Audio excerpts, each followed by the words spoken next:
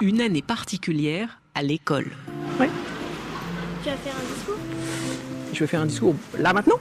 Non. Non. Parce que t'as un micro. Non, j'ai un micro parce que, tu sais, c'est ma dernière année cette année. Bon, c'est la dernière là? Oui, la dernière entrée, ouais.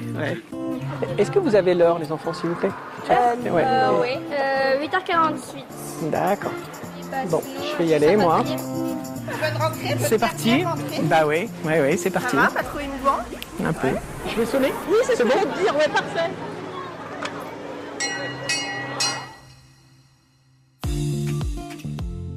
Dans ce podcast, nous suivons la dernière année avant la retraite du directeur de l'école La Source, une école nouvelle, privée et sous contrat d'association avec l'État. Ce directeur, c'est Yves Herbel. Il a accepté de nous raconter cette dernière année particulière, mais aussi toutes les autres et sa vision du métier d'enseignant et de directeur.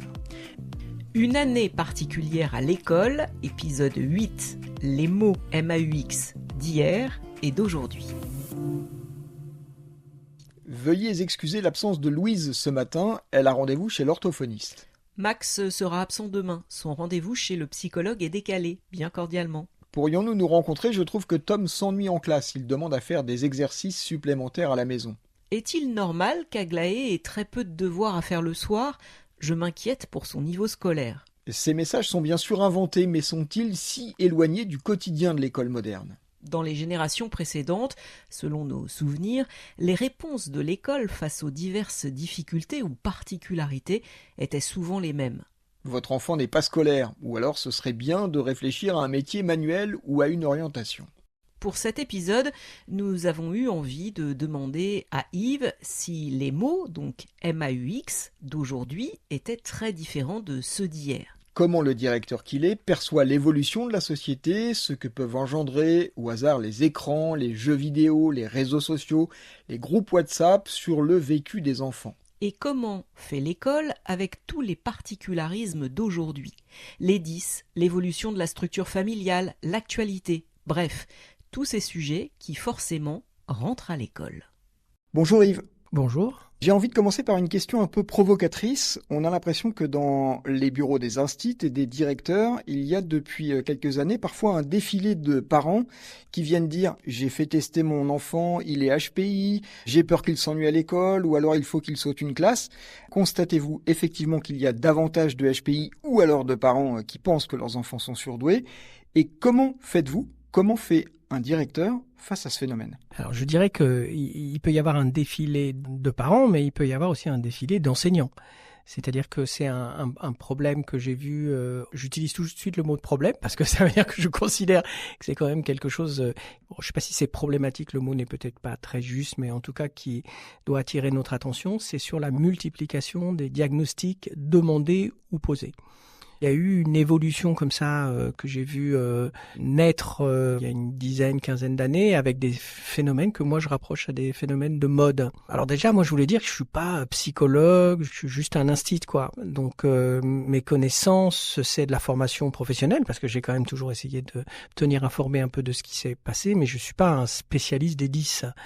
On demande maintenant aux enseignants d'avoir des compétences pour faire acquérir aux enfants un certain nombre de connaissances, mais de plus en plus, on a transformé les instituts en des espèces d'ingénieurs de l'apprentissage aussi, quoi. Donc oui, il y a une augmentation avec des phénomènes de mode. Je dirais que les HPI, là, c'est un peu passé, hein, vous êtes un peu old school, là. Hein.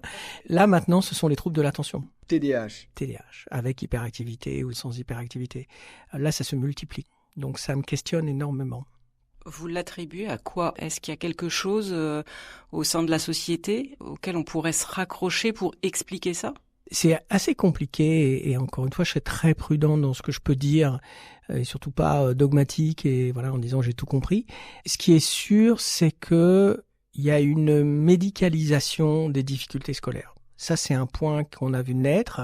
Avant, il y avait une psychologisation. Je ne sais pas si c'est très correct ce que je veux dire, mais c'est pas grave. C'est-à-dire qu'on considérait que quand un enfant avait des difficultés dans les apprentissages, on avait une lecture très psy et voire même très psychanalytique de ces difficultés. Moi, je me souviens, quand j'ai commencé, on utilisait tous les concepts psychanalytiques. Et quand un enfant avait une difficulté à l'école, on disait, il faudrait qu'il aille voir un psy.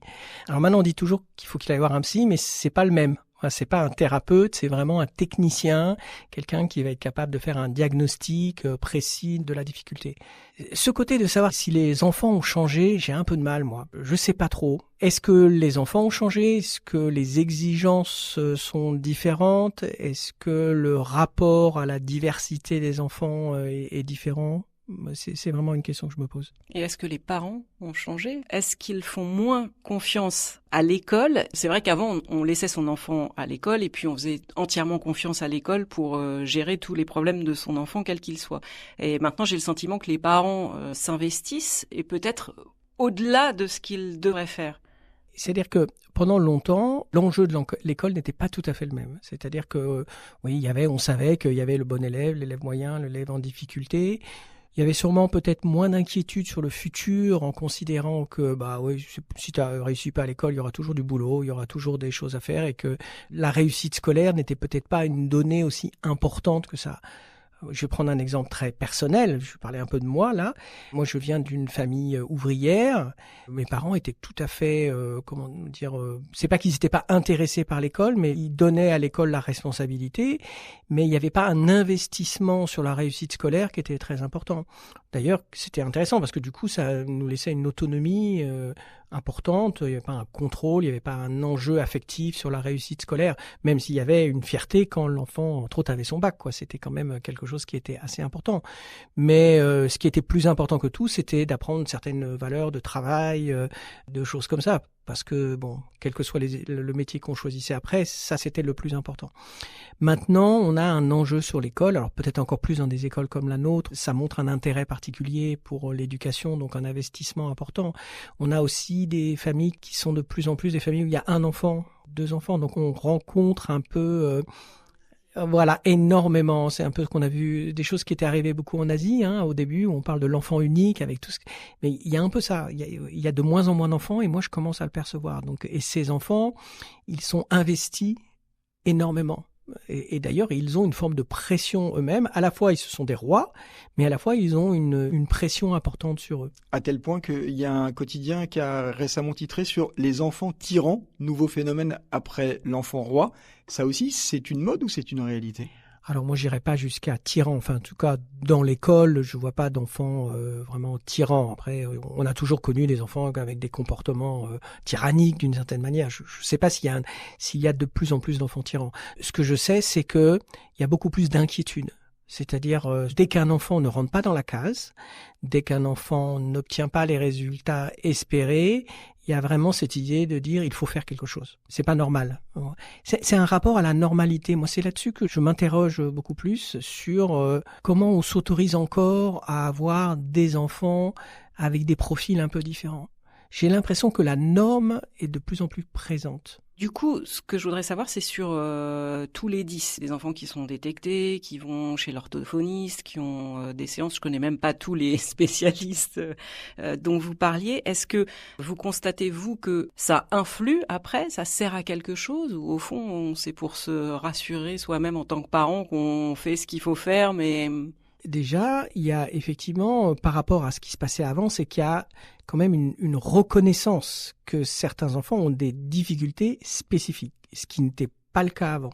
C'est-à-dire que moi, j'ai eu des témoignages et de parents, entre autres, par exemple, qui étaient dyslexiques, où les enseignants ne reconnaissaient pas la dyslexie, sauf quand elle était absolument évidente, et voilà. Mais il y avait beaucoup d'enfants dyslexiques qui étaient considérés comme des enfants menteurs, parce qu'ils disaient qu'ils avaient appris leur leçon, mais le lendemain, ils n'étaient pas capables de le faire, feignants, si tu veux vraiment, tu peux, etc. Et ça générait énormément de souffrance. Vraiment, il y a eu des blessures très importantes à cause de diagnostics qui n'ont pas été tombés. Maintenant, est-ce que tous les enfants qui ont des difficultés de lecture, tous les enfants qui ont des difficultés d'orthographe sont des dyslexiques ou des dysorthographiques?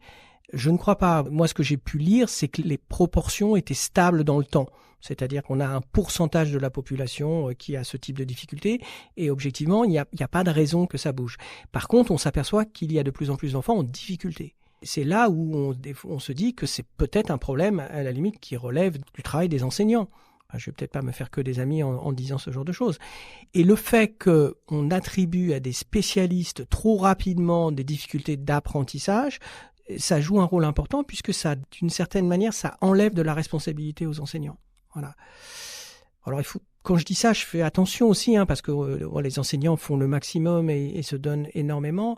Mais l'école qui prescrit des diagnostics, c'est quand même quelque chose qui a explosé. L'enfant n'arrive pas à apprendre à lire. La solution la plus rapide, c'est de dire on va faire un diagnostic. C'est pas obligatoirement de se poser la question de la méthode, de qu'est-ce qu'on peut mettre en place comme ressources internes pour faire des choses.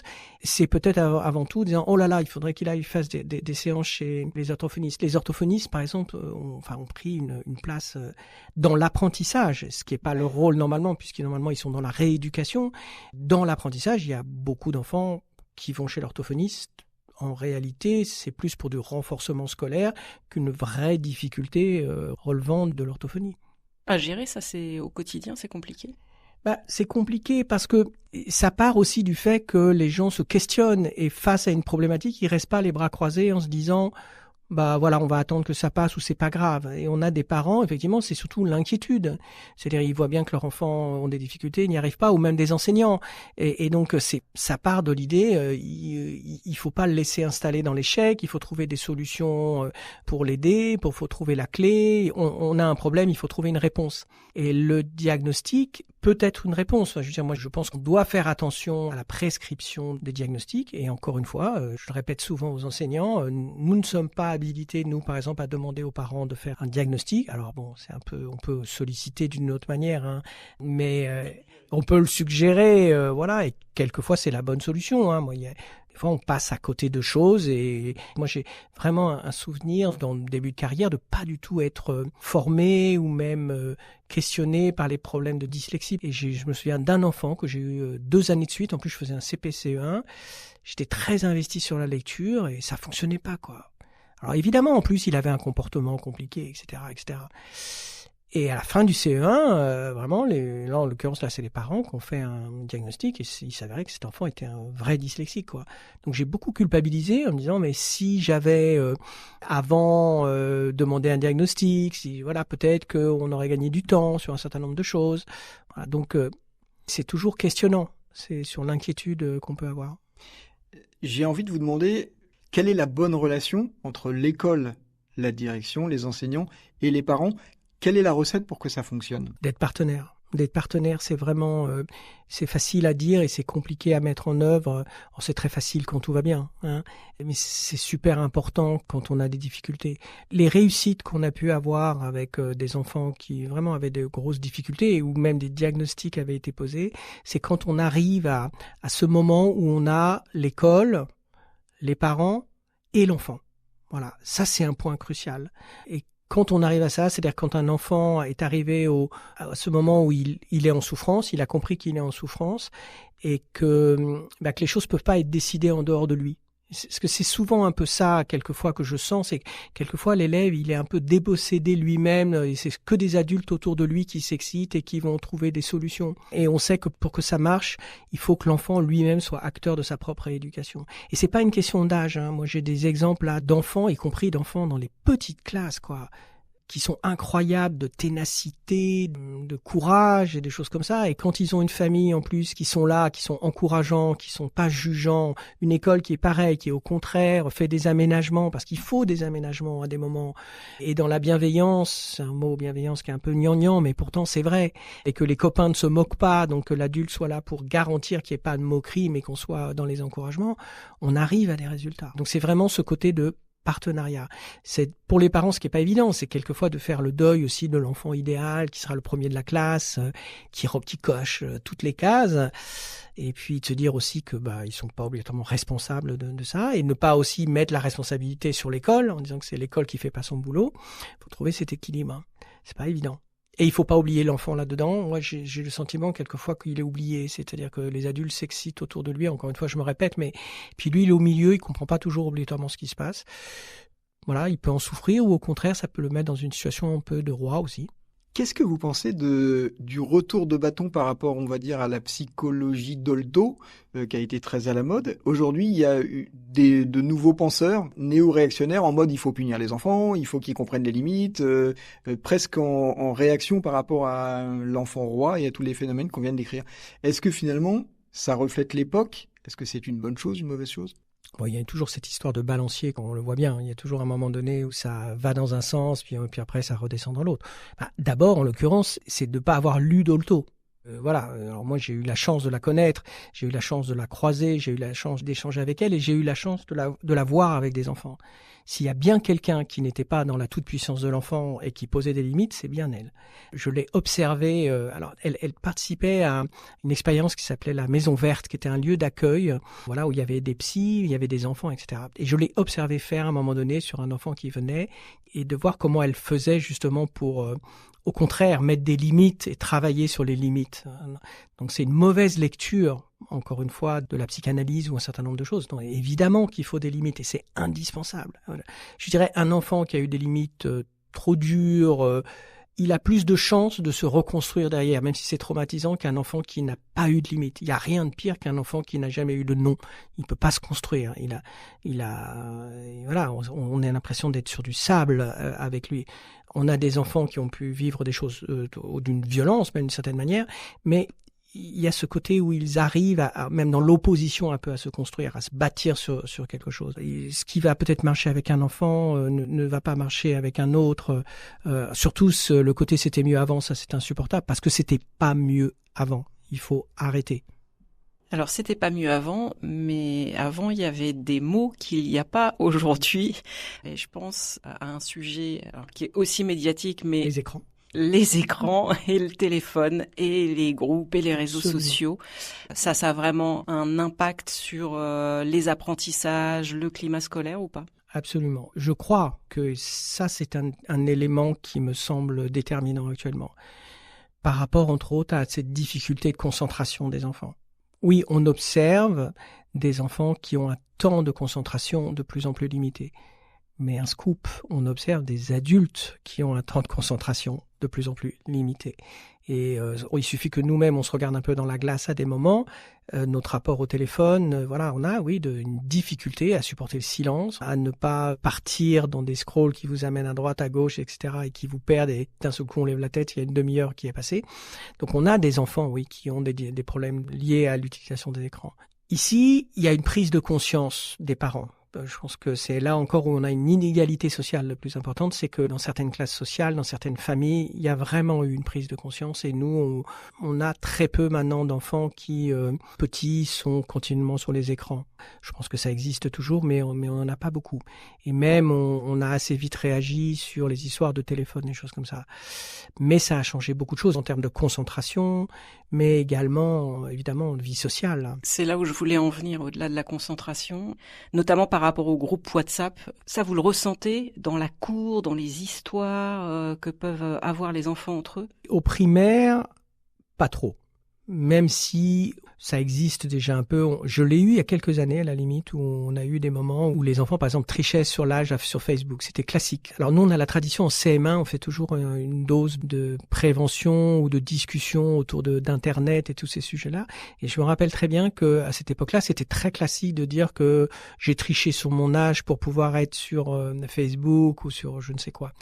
Maintenant, ça se fait beaucoup moins. C'est-à-dire qu'il y a eu un recul de la participation des enfants de primaire à ce type de groupe. On a refait cette année avec les CM1, on voit un contrôle de plus en plus important des parents. Maintenant, sur le collège, la violence de ce qui se passe, elle est présente et ça fait énormément de vagues et des choses qui reviennent dans l'école. J'ai accueilli, là, il y a un groupe d'enseignants de Lituanie qui sont venus, qui étaient curieux de voir l'école, parce qu'en Lituanie, apparemment, c'est une situation très complexe justement par rapport à ce que vous décrivez là, c'est-à-dire à la fois des parents super exigeants sur des profils d'enfants particuliers et sur tout ce qui est téléphone. Et on a fait un tour au lycée, ils étaient ahuris de voir que les enfants n'avaient pas leur téléphone dans la cour de récréation. Pour eux, ils disent que tous les gamins là-bas sont sur leur téléphone. Donc il y a eu une prise de conscience, mais ça a fait des dégâts. Et il y a une violence, il n'y a pas de filtre.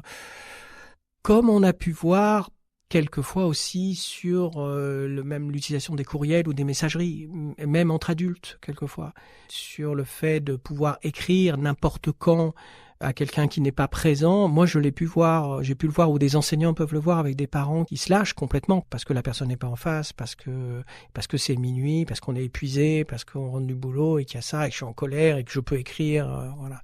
Ça, c'est des choses qui complexifient après le climat dans l'établissement. Ça veut dire que le téléphone, pour vous, n'a pas du tout sa place à l'école, et plus généralement, le numérique, est-ce que ça peut être c'est parfois un outil pédagogique finalement? Oui, encore une fois, il faut. Puis de toute manière, qu'on le veuille ou qu'on le veuille pas, c'est comme l'IA maintenant, hein, c'est le prochain sujet, mais qu'on le veuille ou qu'on le veuille pas, c'est là. Hein, donc, il faudra faire avec, il va falloir s'adapter, etc. Et ça sert à rien de crier au loup. Voilà, on ne pourra pas se barricader pour faire des îlots où il y aura rien. Donc, il faut voir comment ça s'utilise, comme tous les progrès, hein, comme tous les outils. On a vu, nous, le numérique a diminué dans les classes. On est passé dans une phase où tout le monde voulait des tableaux interactifs, tout le monde voulait des tablettes numériques. Là, maintenant, en termes d'équipement, c'est fini. Il y a quelques classes encore qui ont des tablettes, mais en réalité, ça s'utilise assez peu. Et on voit que les enseignants ne sont pas du tout demandeurs, mais on a des gamins de CP qui font des quads neufs avec des PowerPoint. Et on a des enfants de CM2 qui utilisent, alors c'est beaucoup PowerPoint, hein, mais de manière incroyable. C'est-à-dire, ils maîtrisent complètement l'outil, ils font leurs exposés, c'est vraiment impressionnant. Ils sont nés avec. Ils sont nés avec, et puis, bon, pourquoi pas. En tout cas, il n'y a pas eu du tout un passage au tout numérique. Là, on est plutôt, effectivement, dans l'idée il faut revenir à il faut l'important, écrire avec un stylo et voilà, sur un cahier, que c'est important, le geste. Les parents, maintenant, sont très demandeurs à ce que les enfants n'aient pas les yeux sur les écrans longtemps. Donc, à la limite, on pouvait nous demander à un moment donné d'avoir une forme de modernité. Et maintenant, on nous dit, oh là là, surtout pas, il faut pas que le gamin travaille sur un écran. Or, le travail sur la tablette, par exemple, avait des côtés très intéressants. Entre autres, sur le rapport à l'erreur, sur le fait de pouvoir travailler à son propre rythme. Toujours avec ce bémol que c'est pas parce que les enfants arrivent à faire des choses sur les tablettes qu'ils ont compris les notions derrière. Peut-être un dernier point, ce que j'ai vu arriver plus, c'est de plus en plus d'enfants lecteurs en grande section maternelle. Et souvent, alors quelquefois ça peut être des parents qui sont très impliqués et qui font un peu un pré-apprentissage à la maison, mais on a aussi des enfants qui ont appris tout seuls et peut-être encore plus facilement qu'avant. Il y a toujours eu des enfants qui ont appris à lire tout seuls. Mais quelquefois, effectivement, avec les tablettes et des choses comme ça, on avait sûrement des outils qui permettaient en grande autonomie aux enfants d'être lecteurs beaucoup plus tôt. Une question qui n'a rien à voir sur la structure familiale. Aujourd'hui, la société a énormément évolué et c'est tant mieux. Il y a des familles monoparentales, il y a des familles avec 2 papas, 2 mamans, etc. Bref, ça a changé. J'ai lu et on a beaucoup entendu ces dernières années que c'était compliqué pour les instituteurs justement de vivre des moments comme la fête des pères, la fête des mères, qu'on savait pas très bien comment situer, que ça blessait des enfants, que ça mettait des enfants dans des situations singulières. Vous, quel est votre sentiment là-dessus ? Plus que tout, ce qu'on a de plus en plus à gérer, c'est les séparations. Voilà, il y a quand même eu effectivement une explosion de familles où on a des séparations, et beaucoup au primaire. Alors peut-être que des fois pour nous, d'ailleurs, ça semble un peu anodin du coup. Avant, on accordait énormément d'importance. Ah, le pauvre, ses parents sont divorcés, ils sont séparés, c'est pour ça qu'il est comme ça, etc. Et puis maintenant, c'est devenu tellement commun que quelquefois, on oublie la douleur que ça peut être pour un enfant quand il y a une séparation. Même si c'est une séparation qui n'est pas violente, même si c'est une séparation qui se passe, entre guillemets, le moins mal possible, parce qu'une séparation, c'est toujours quand même un échec d'une certaine manière, ça s'est tellement normalisé que ça a un côté effectivement bénéfique, c'est que l'enfant, par rapport aux copains et aux copines, c'est pas... Ils ne sont pas à part. Ils sont pas à part du tout. Inversement, ça reste quand même pour les enfants quelque chose de difficile. Et les enfants, vous avez le sentiment qu'ils ramènent plus qu'avant ce qui se passe à l'extérieur, parce que de fait, de toute façon, ils sont confrontés à un flux d'informations qu'il n'y avait pas avant. Donc, ils sont obligés de l'absorber aussi. Est-ce qu'ils le ramènent aussi à l'intérieur de l'école ? Par rapport aux informations, je pense que le fait qu'il y ait de moins en moins quand même la télé allumée sur le JT, à des moments, il y a beaucoup de familles où il n'y a plus de télé en réalité. Ça ne veut pas dire qu'il n'y a pas d'écran, mais il n'y a plus de télé. Il n'y a pas cette tradition-là de se retrouver comme nous on a pu connaître autour du JT. Il me semble, tout ça est très intuitif, que les enfants sont moins en contact avec des sujets d'actualité. Par contre, ils peuvent ramener à l'école d'autres choses. Et là, c'est beaucoup plus inquiétant parce que c'est des choses sur les réseaux sociaux. Et donc, arrivent à travers ça des choses qui sont questionnantes, quoi. Ça veut dire que l'enfant d'hier, c'est pas l'enfant d'aujourd'hui avec tout ça ou pas? Je sais pas. Moi, j'ai l'impression que l'enfant, c'est le même. J'ai pas l'impression qu'intrinsèquement, il a changé. Il y a des choses, oui, différentes. Il y a d'autres outils, il y a d'autres manières de faire, mais encore une fois, ce qui m'inquiète peut-être là, maintenant, en ce moment, c'est ce retour de la norme. Parce que moi, j'ai connu post-68 un peu, où alors là, justement, il y avait ce côté en disant il faut sortir de la norme, c'est pas grave d'avoir des enfants qui sont différents, etc. Ok. Et puis là, du côté justement de la médecine et des 10, etc., il me semble qu'on a il faut que l'enfant soit dans la norme. Et s'il n'est pas dans la norme, il faut que ça soit nommé par quelque chose. Il faut mettre une étiquette, quoi. Chacun a besoin d'être un cas particulier, mais ça, bon, je pense que tout le monde le voit actuellement. Mais ça enlève d'une certaine manière aussi, quelquefois, je trouve, une responsabilité, y compris même à l'enfant lui-même. J'y arrive pas parce que je suis dyslexique. Voilà. Ok, tu es peut-être dyslexique et donc ça te rend les choses plus difficiles, mais c'est pas pour ça que tu peux pas arriver à faire un certain nombre de choses. Ouais. Un enfant, on a des enfants particuliers, différents, dans la lune, et de plus en plus tôt, on essaye de les faire rentrer dans la norme. Je me questionne beaucoup là-dessus. J'ai compris quelque chose parce que j'ai la chance d'être resté longtemps au même endroit, qui avait quelque chose qui était de l'ordre du temps aussi. C'est que j'ai le sentiment qu'on ne laisse plus le temps. Et quelquefois, les choses se font au fur et à mesure aussi. Il faut laisser. Les enfants, ils grandissent pas comme ça c'est pas une ligne droite, quoi. C'est par palier. Les salades des premiers épisodes Exactement. ne poussent pas toutes. On tire pas au sur même les rythme. salades pour les faire pousser, quoi. Moi, je pense à des enfants comme ça qui sont un peu étranges, mais qui ont un potentiel. Et ce potentiel, quelquefois, il va s'exprimer un peu plus tard. Hein. Vous disiez tout à l'heure, je déteste qu'on dise que c'était mieux avant, mais malgré tout, avec ces années de recul, est-ce que c'est plus compliqué aujourd'hui d'être directeur et instit qu'il y a 10, 20, 30, 40 ans? Oui, ça je suis sûr. Parce qu'on a une injonction, et qui est une injonction d'ailleurs que je revendique, c'est celle de faire réussir tous les enfants. C'était pas le cas avant. On admirait les enseignants qui arrivaient à faire réussir tous les enfants, mais cette injonction qui est valable, enfin moi j'y crois, dur comme fer, elle était pas là. Mais faire réussir tous les enfants, c'est compliqué, quoi. Ça demande d'avoir des enseignants qui sont passés d'un statut, je dirais, de super ingénieurs maintenant, quoi. Sauf qu'ils sont pas formés comme des ingénieurs, c'est-à-dire qu'en termes de formation professionnelle, ils ne reçoivent pas la formation d'ingénieur.